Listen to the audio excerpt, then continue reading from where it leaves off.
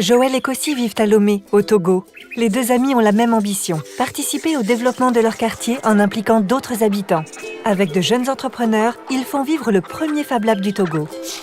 Camille et Myriam vivent en France. Camille a grandi en ville et rêve de s'investir dans le maraîchage bio.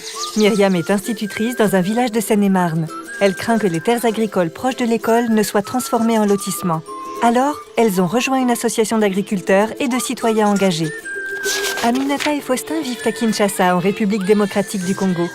Ils ne viennent pas du même village, mais habitent le même quartier, loin du centre et abandonnés des services publics. Leur combat quotidien, accéder à l'eau potable. Pour cela, ils ont rejoint une association d'usagers des réseaux d'eau potable.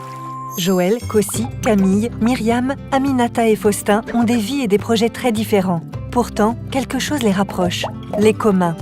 Les communs se définissent par la manière dont les usagers et les citoyens décident de gérer ensemble des ressources, de construire des règles innovantes et avec chaque fois un objectif commun.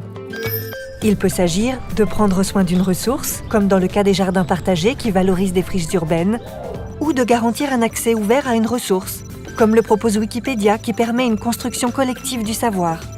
Les communs sont aussi une philosophie qui place des valeurs telles que le bien vivre ensemble et la préservation de l'environnement avant la performance économique. Partout à travers le monde, des communs apparaissent sous l'impulsion de citoyens actifs et responsables qui s'engagent pour une transition écologique et sociale globale.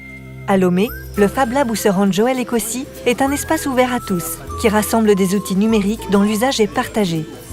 Les jeunes des quartiers populaires viennent pour y développer leurs projets, pour se former et pour construire ensemble une nouvelle vision de leur ville.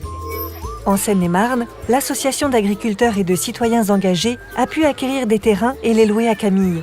Cela grâce à des citoyens actionnaires comme Myriam, qui achètent les produits de Camille au marché du village. Ensemble, elles contribuent à atténuer la crise du foncier agricole par un usage responsable des terres.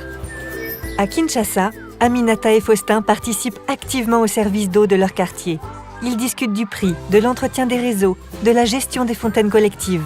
L'association génère aussi du lien social en proposant des lieux et des moments tels que des projections de matchs de foot. Pour l'Agence française de développement, acteur clé de la politique de développement française, les communs sont des enjeux essentiels.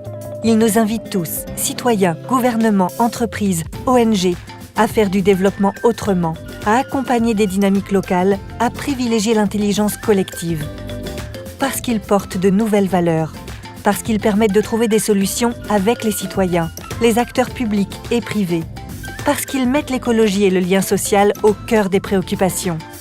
Ici et là-bas, partout dans le monde, les communs sont une source d'inspiration multiple.